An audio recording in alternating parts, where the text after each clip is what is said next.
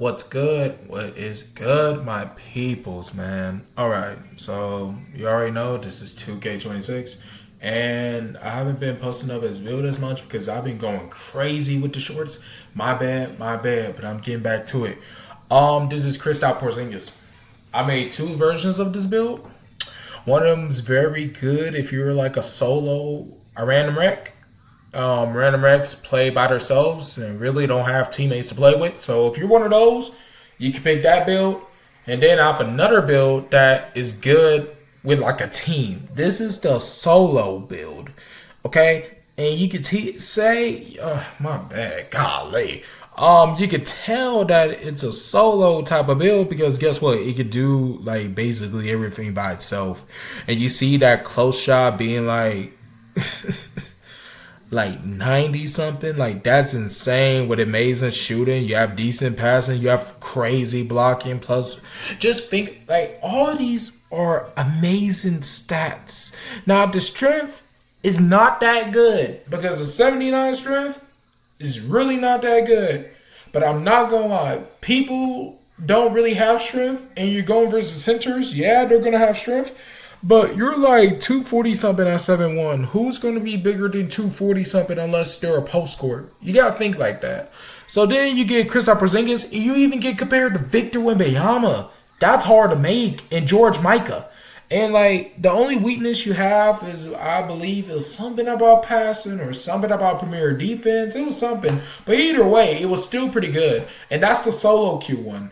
Or the random back build. And the random back build, as I said, you can do everything at a high elite level and you don't have to depend on like teammates to help you. Now this build, the second build, this build is basically going to be about teamwork, and that this build will only do good as a team. Well, it would do better if you had a team. All right, so you can see right here that I'm redoing it. And it's going to take some work. It's going to take some work to get everything right. You know, the way that I was trying to do for this build. Basically. So you see right there, I only gave him an 80% dunk instead of a 90. I still kept his post control the same. I kept his layups the same, I believe. And the close shot, I lowered it down just a little bit. So you saw how his finishing completely went down in the standing dunk area. And that's because I'm trying to increase other things. And you saw how the shooting actually went up. All right. But I'm not going to lie. When I was trying to make this second build, I was struggling a little bit, just a little bit.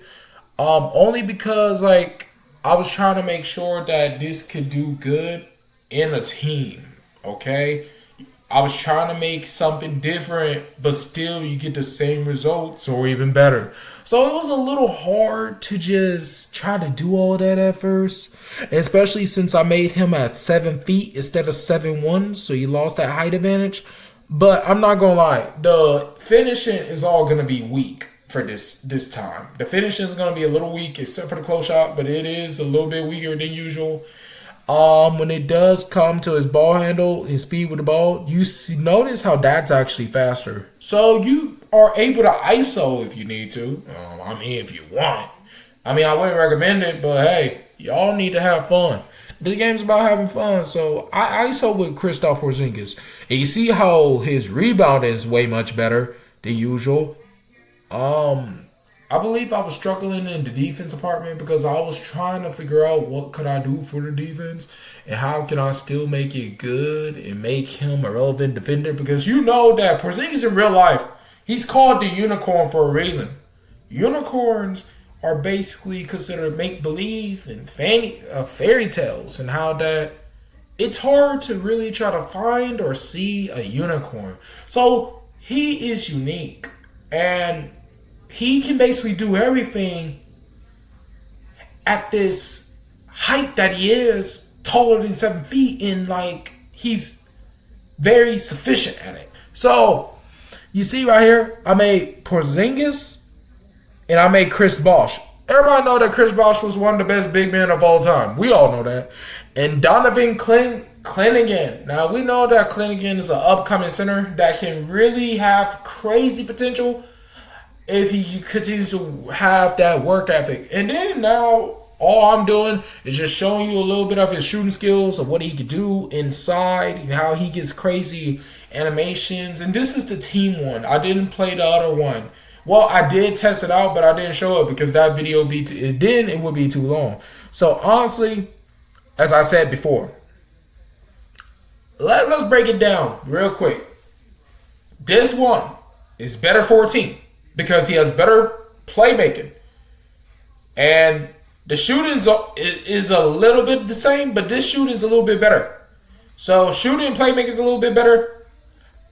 Defense, I believe, is worse a little bit, but rebound is better. But on the other one, your finishing, your defense is better. You're kind of more all around, but you're not high elite rebounder. Like, you can rebound good. Like, you could probably get 10 rebounds a game because you're 7'1", nearly 250, but you're not like a 7'4", 9'9", rebounding defense and offensive rebound that weighs about like 260. So you're probably not going to be able to handle that. So I just broke those bills down. Me personally, because I play by myself, but because I play with other YouTubers, I'll go with the team one. Anyways, like, share, subscribe, and I'll keep on making bills, you alright?